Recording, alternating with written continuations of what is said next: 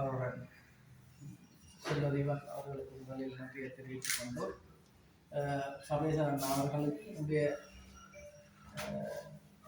அவர்களுக்கு தலை சாய்த்து உண்மையில் பலரும் எங்களுடைய மூத்த ஊடகவியலாளர் தயான் அவர்கள் அதே போன்று நீண்ட காலம் ஊடகத்துறையில் இருந்து கொண்டிருக்கின்ற நண்பர் போன்ற பலரும் பல்வேறு கருத்துக்களை சொல்லியிருக்கின்றார்கள்.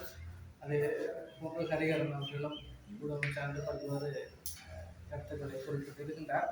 உண்மையில் ஊடக பணியாற்றுவது எவ்வளவு மிக மிக கடினமானது என்பதை எல்லாருமே சொல்லியிருக்கிறார்கள். இதுக்குள்ள நாங்கள் குறிப்பிட்டு மேலதிகமாக சொல்வதற்கு இல்லை. நண்பர் சபேஸ்வரன் அவர்களோடு எனக்கு நீண்ட தொடர்புகள் இல்லை. யாழ்ப்பாணம் ஊடக மையத்திலே சில நாட்கள் நாங்கள் நிகழ்வுகளுக்கு செல்கின்ற போது சந்தித்து ஒரு நட்பான அவரோடு பழகி இருக்கின்றேன்.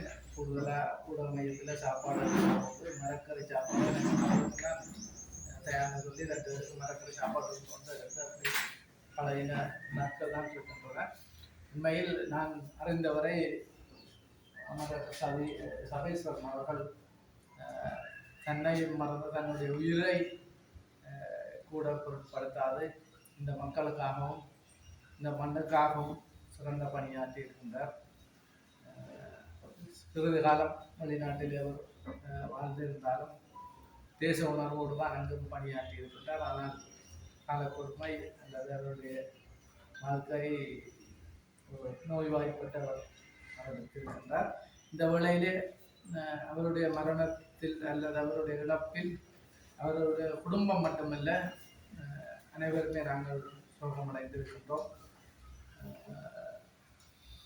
துன்பப்பட்டு கொண்டிருக்கின்றோம். இன்றைய நாளிலே அவருக்கு அவருடைய ஆத்மா சாந்தியடைய பிரார்த்திப்பதோடு அவரது இழப்பால் துன்பத்திற்கும் அவரது குடும்பத்தினர் மனைவி பிள்ளைகளுக்கும் அவருடைய நண்பர்கள் அனைவருக்கும் எனது அந்த இடங்களை தெரிவித்துக் கொண்டு